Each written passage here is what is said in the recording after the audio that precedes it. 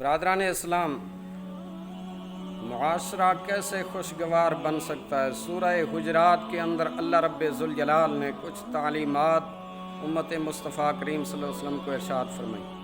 پہلے نمبر پہ فرما وَلَا تَلْمِزُوا، ایک دوسرے کو طعنے نہ دیا کرو۔ دوسرے نمبر پہ فرما فَتَبَيَّنُوا، ہر خبر کی تحقیق کر لیا کرو۔ پھر فرما وَلَا تَنَابَزُوا بِالْأَلْقَابِ، ایک دوسرے کو برے القاب سے نہ پکارو۔ فَأَصْلِحُوا، مسلمانوں کے درمیان صلح کروایا کرو۔